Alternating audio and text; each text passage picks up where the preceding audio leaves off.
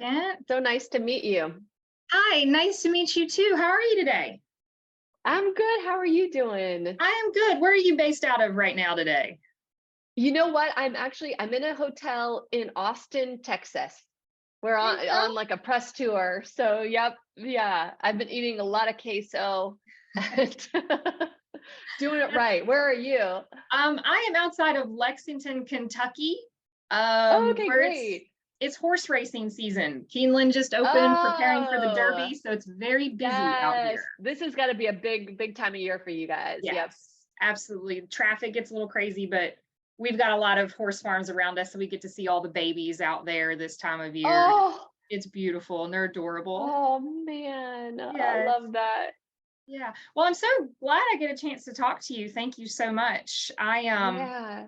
clearly as a young woman growing up, this book was absolutely formational Yes.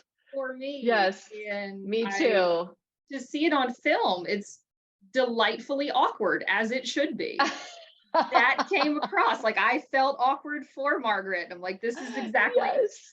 the vibe we were going for. So Yes. I'd love to hear how you managed to, achieve that and it not be cheesy or corny, but to be so relatable and accurate. Oh, well, I mean, first of all, I think like so much credit goes to Abby Ryder Fortson who plays Margaret. I mean, she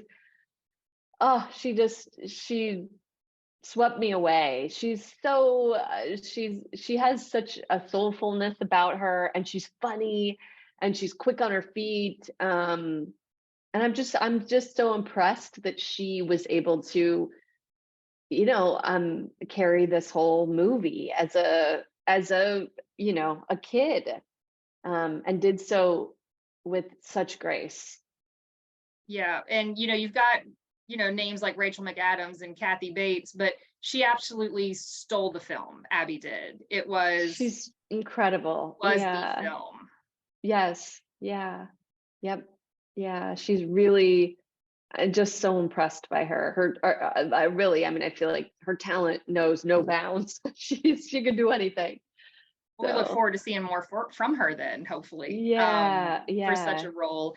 Was there yeah. any particular side of it that you felt was challenging to capture on film versus the way Judy Blume had written it?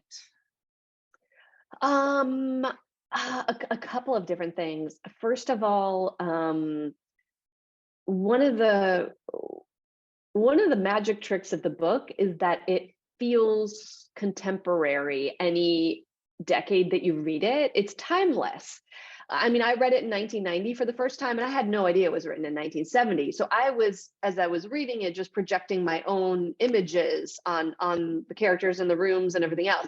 But then when you make a film, you have to set it in a time period, and so my concern was I knew I wanted to set it in 1970, but I didn't want it to be alienating to somebody who didn't grow up in 1970, particularly girls seeing it today. So one of the challenges was something I really issued to my production designer and costume designer, and said, how do we make it 1970 but also anytime? How do we give it this sort of universal nostalgia visually, so that it reminds everybody, no matter what decade they grew up in, of their own childhood, and I think that they did it. I think Margaret's room is a great example, because I think you could see that room in 1970, but also in 1990 or today. You know what I mean? A lot of it was just choosing things that sort of felt timeless, you know? It's really funny you said that, because until I watched the movie, I had no idea it was actually set in 1970. It was so ingrained in my mind and my memory that she was a girl from the 90s. And Yes, exactly. it threw me by surprise. But to your point, y'all did a phenomenal job of it didn't matter when it was being set. We relate to moving and making new friends. That transition Yes. from elementary to middle school, Yep. the searching for the understanding of religion, the way you were able to balance Yes. all of those challenges without one overwhelming the other was just something very Mm, special. Like the big picture journey of what Margaret was going through came across very mm. clearly, and it didn't feel like there was a push pull, any competition between all of the elements of Oh, transition in her life. oh, I'm so glad because um a really a very big part of the reason that I wanted to make the film, and maybe even the number one reason I wanted to make the film, was because when I reread the book as an adult, I was so moved by her spiritual journey. I thought it was so simple and profound, and I loved that it was this time in her life when everything is changing, the ground is shifting under her feet, that she starts to reach out for something greater beyond us to hold on to, to help her know she's going to be okay. And that's something I really related to. It was at that age that I started to ask those bigger life questions, and I started to talk to God alone in my room, and um, I really was also struck by the earnestness of her search. I love that she shows up at all these different places of worship, and she struggles with the fact that she doesn't feel this connection in these traditional places, and somehow feels like she's doing faith wrong because she feels God alone in her room instead of like in the building. And I loved that. I loved that exploration. I thought it was so beautiful, and I love that at the end of the film you really have the sense that um that search and her faith, and that her relationship Mm. with God is going to continue, and it's going to evolve. Um and I thought it was beautiful and individual, and yeah. So Yeah. Yeah, absolutely. All of that definitely came across, and that it does tie to that relatability of when you're growing up, the world is getting bigger, it's changing so fast.